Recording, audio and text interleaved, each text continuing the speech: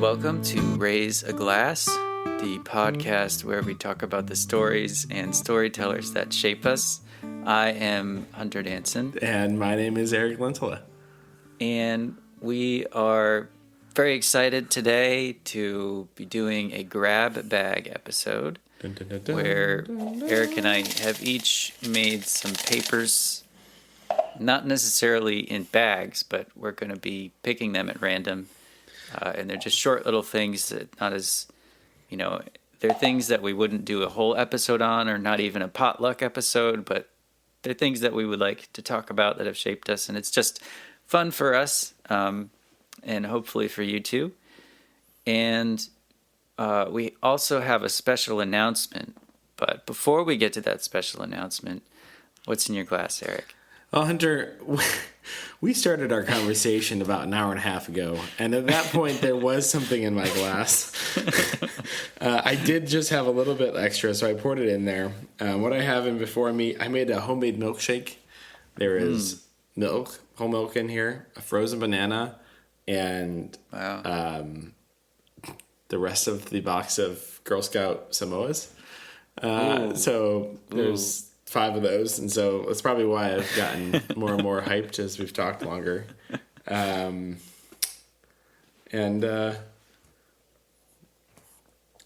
It's pretty good. I found that coconut is not a great addition to a milkshake or a smoothie because it retains like the stringiness of the texture. And that's just not what you want in a milkshake. Yeah. It's the first glass of it was much better than the sips are now, an hour and a half into our conversation as I was trying to drink a milkshake for our episode. Hunter, what is in your glass? Well, I have... Is that Pepto-Bismol? No, this is Vita Life Organic Kombucha. Oh. The ginger lemon flavor, you can find it at your local Aldi's. It's Aldi, no S, just so you know. No. It's I like kombucha. Well, that was satisfying. That was cool. Nice little audio there. But I think the ginger lemon is probably my favorite. A little lemon, a little spice from the ginger. Honestly, it's a pretty good drink for a podcast because it sort of keeps you hydrated and alert. Yep. Yeah.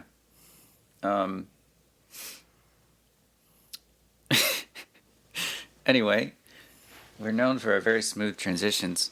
But our tradition here on Raise a Glass is to raise and pour our glass out each week for something. I think we're going to try and keep it quick because we have a special announcement and we want to get to the grab bag if we can. But Eric, what are you raising and pouring for this week? They're deeply related. I am pouring one out for the springtime in upstate New York. I was recently down south and I asked people what their favorite months of the year were, and multiple people said March and April, which nobody in the Northeast is ever going to give that as an answer. I was like, that sounds wonderful. I was like, why? Like, oh, it's like 70s, it's sunny outside, we can open our pool. I was like, that sounds like June. I think you were 3 months off. It snowed last week, it almost frosted last night here. And so pouring one out for that and then raising one for my garden. I'm currently looking past you and we're talking to the screen, but behind you in my room, obviously not behind you in your room, is as Hunter looks behind him, is my garden. You can see the beginning of it, Hunter, here. Yeah. Oh, yeah. I have never more effectively started plants indoors. So I've got about 40 tomato plants, about 40 basil plants, 25 or so cucumbers, and then 15 peppers, along with about 70 sunflowers started. And then I've got a few other things, but I've got some also kale and kohlrabi and collard greens and garlic started outdoors. Nice. I'm excited to get these things in the ground, to get my raised beds going again, but I'm not quite there yet. Hunter, what are you raising and pouring for? Well, I had them all planned out, and I just totally forgot them. I remember my pour.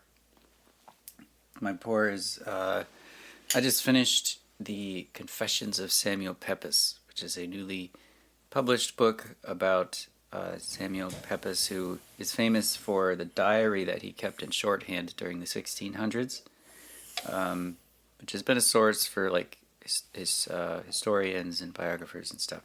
But it catalogs his his sexual abuses is the way that he goes through the biography. That sounds terrible. And I hate Samuel Pepys. What can I say? It's just a lot of biographers have kind of washed over that in the past in his diaries, but this guy went through it, and it's a good book, but I didn't really enjoy reading it that much because it was like reading about the Epstein scandal or something. There's nothing new under the sun. That was... Wow. Okay. What are you raising for? I am raising a glass to the Chronicles of Narnia. My 6-year-old son has been going through them. My wife's been listening in the car, and then we read it at night. I love that. And it's just so nice. You know that scene in The Avengers where Captain America and Phil Coulson are in the Quinjet, and Captain America's like, "Oh, you really the shield and the stars and stripes and everything? Isn't that kind of old-fashioned?" And Phil said, "I think people need some old-fashioned right now. I think it's the kind of old-fashioned that we need." And Chronicles of Narnia is really the kind of old-fashioned that I need. Yeah. That we need right now. Just some really... He's an excellent tale-teller, but he also just puts so much heart into it. And it's been really enriching, too, because Eric and I have just been reading so much C.S. Lewis lately. Accurate. So, yeah, Chronicles of Narnia. And now, a very special announcement.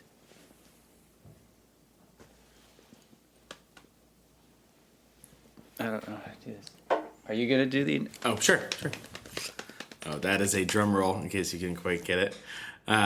We are officially launching 2.5 years, or really 3.5 years in the making, our Patreon page. So if you've been following us for any length of time, you know that Hunter and I love having these conversations, and we started this podcast because we've been having conversations like this for, going on 14 years, and we wanted to keep it going even as we were in different states, and continuing our life stages are continuing to change. And we found that we were having some of the same conversations time and time again about the same works and stories, storytellers.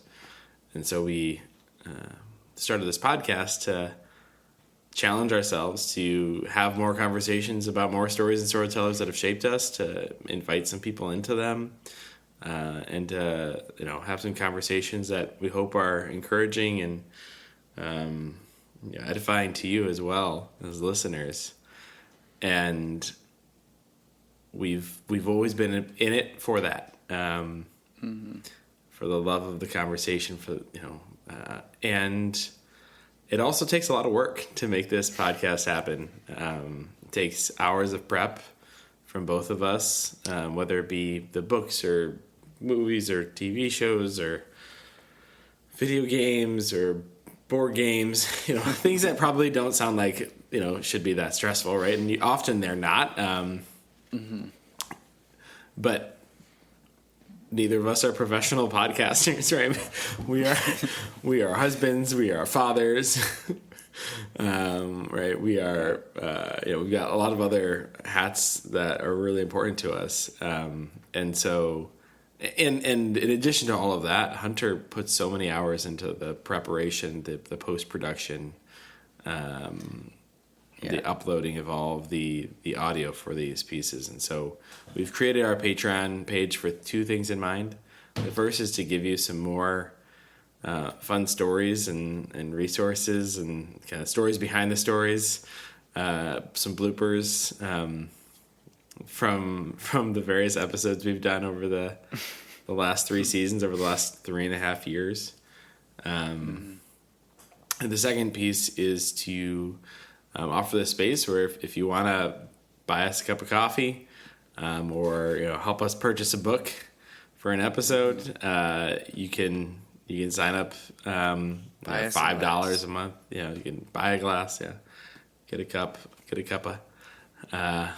or help us pay for a book or a subscription so we can keep the podcast going.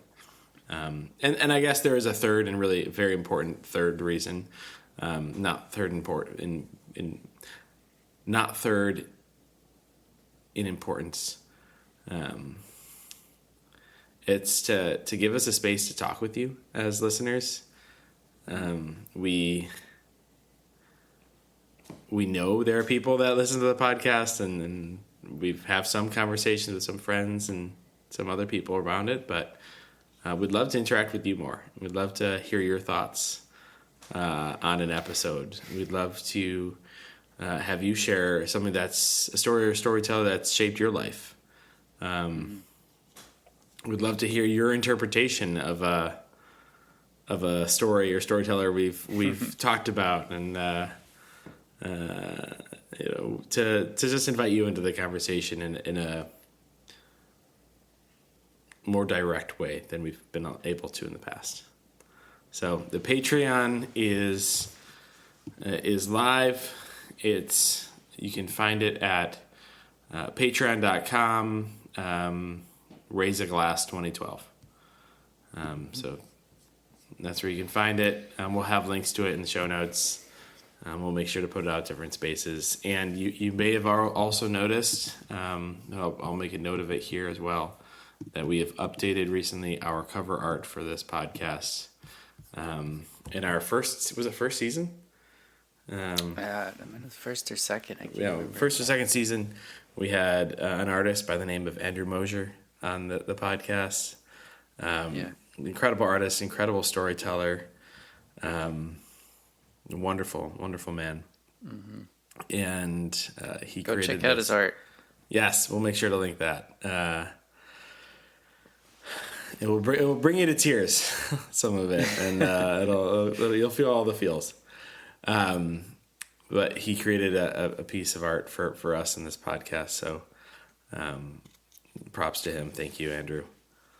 Mm-hmm. So maybe longer than planned, but this podcast is not known for its efficiency, but hopefully for its. We try to mine the depths and bring it to you real. Bring it to you real. Hunter, do you have anything to add to that? No.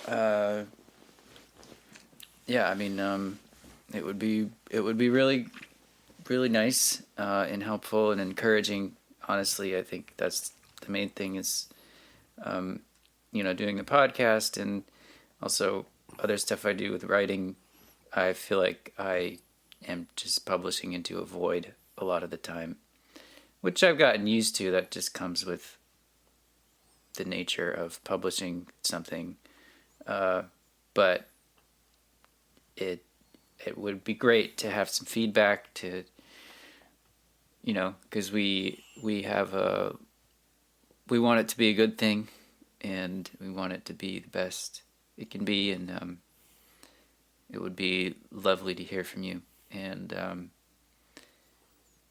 It is a lot of work. The editing is a lot of work. I've had to learn how to. I've gotten better at it. You know, I had to learn everything as I was going along, but it's definitely been worth it. Yeah, and I would also highly encourage you, and we'll put in the show notes. It'll be on the Patreon page as well, to check out Hunter's work. Both Blades of Dawn, the book he published, love it. Sequel forthcoming soon, and yes, it is. Yeah, it's currently unpublished because I was seeking a traditional publication. You can read it on Tapas.io, and I do have the first part all on YouTube. Is an audiobook that I recorded and produced, which you can listen to if you want. But I have a website. It's kind of like a blog where I do monthly updates and I do essays, and we can buy him a cup of coffee there too. Yes. Not only does Hunter do like essays on that, but he'll also you'll find poetry in there. You'll find life updates. You'll find some photos. So highly encourage that. So that is what we have to share with you. That's our big reveal. And we're gonna launch into our grab bag now, and we are both gonna share one aspect of our grab bag, and you can find the rest on our Patreon. We hope you enjoy. So Hunter, what is your grab bag in today? Mine is currently in a little plastic bin that has like snowflakes from Frozen on it. I'm fairly certain at least one of my kids used this as their Halloween basket. How about you? Mine's in like a blue baking bowl. Is that one of those Tupperware Something that has been around since the 60s, or is that a newer piece? It could very well have been around since the 60s. It's like a light blue. Okay. Hunter's currently in like a very orange room, and so it does not look blue at all to me.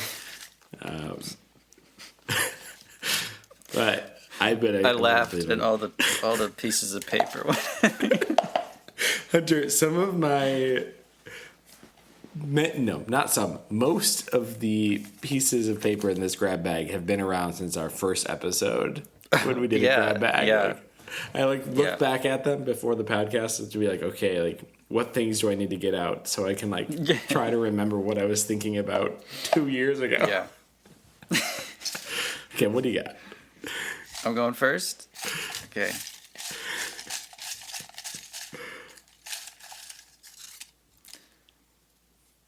Oh, great. I have all the King's Men, which is a book.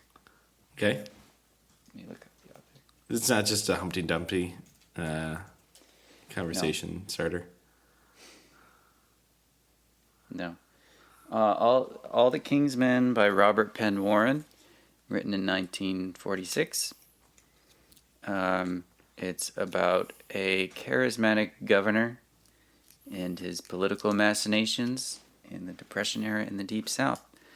I guess apparently it was inspired by the real life story of U.S. Senator and Louisiana Governor Huey P. Long.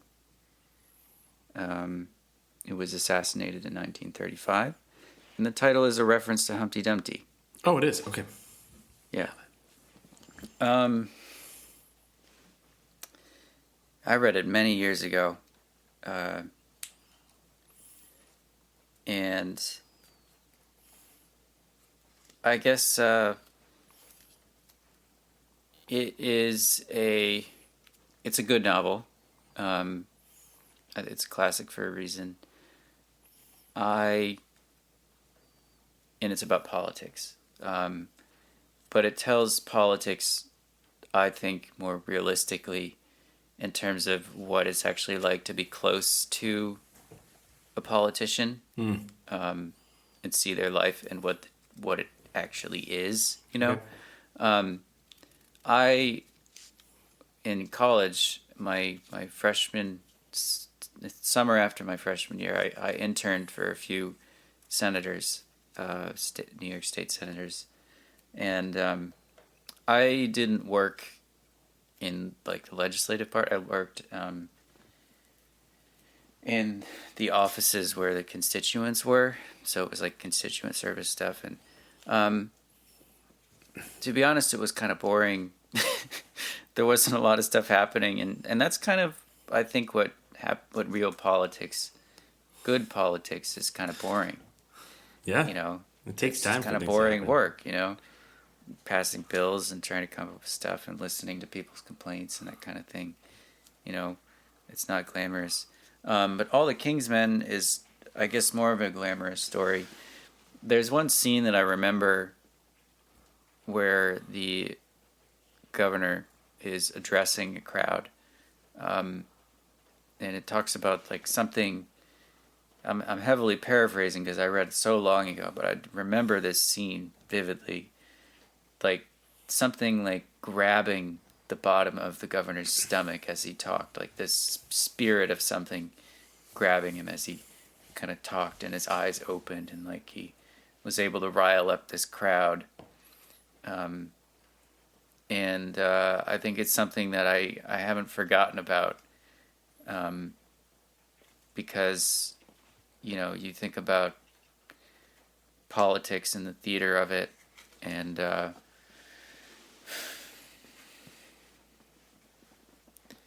just how, even in 1946, when he was writing this book, how kind of broken the system is.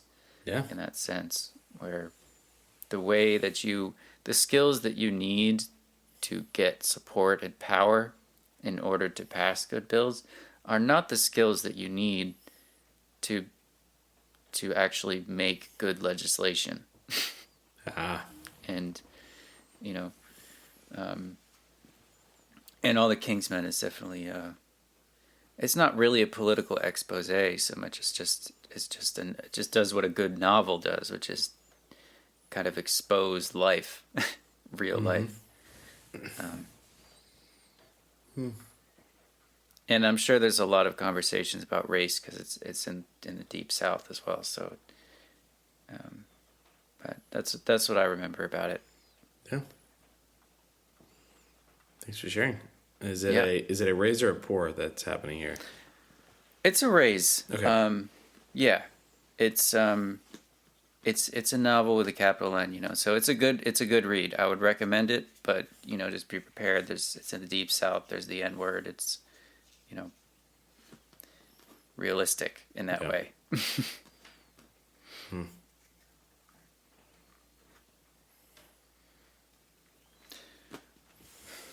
All right, Eric. What do you got? Let's see. Okay, let's see. Is this a new one or is this going to be an old one? Oh, no. I got, and I think for many people this would be an entire episode. But for me, I'm going to do this in a grab bag, is Legend of Zelda, Breath of the Wild. Okay. And I also wrote in Tears of the Kingdom. Let's first name it. If I did not grow up on Legend of Zelda, in hindsight, I kind of wish I had. If I had, there's a 100% chance that this would be an entire episode. Legend of Zelda: Breath of the Wild was the first Legend of Zelda game I played. It wasn't the first one I ever saw. Like, I saw friends play Legend of Zelda, but I never played it.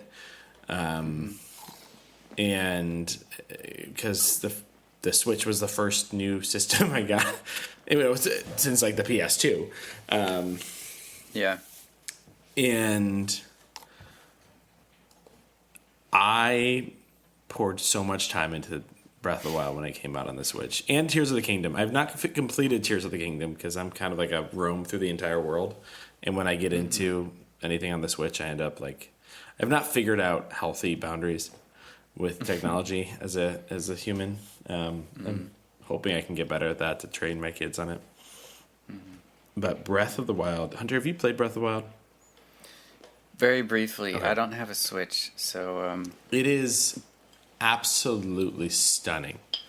The graphics in it, very traditional, Legend of Zelda graphics, like with, they're more highly detailed. But the world is so immense. And by Tears of the Kingdom, the world's actually probably too big. And that's actually one of my biggest frustrations with it, is it happens on 3 levels, and it's just... Yeah. The exploration takes... you can't explore everything. But it's just such a stunning game. I'm not a person that will ever... Unless they've got real trying circumstances, I'm not going to look up how to beat a game.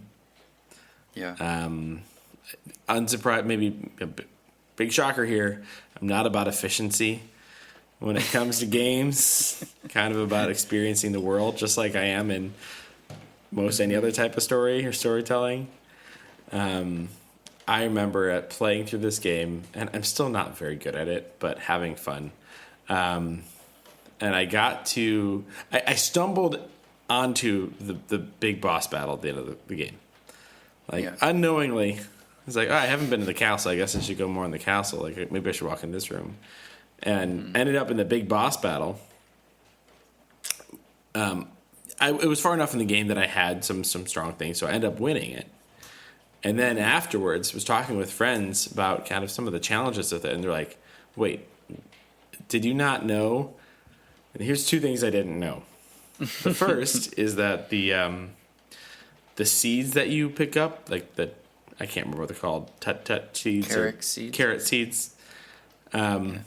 You can trade those in to increase the number of weapons and items you can have.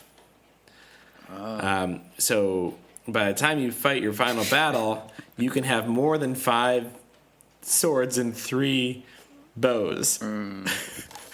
Would have been really helpful to know. Like that number could be significant. Like 60 of these things or more, and I had never met the original character to trade them in.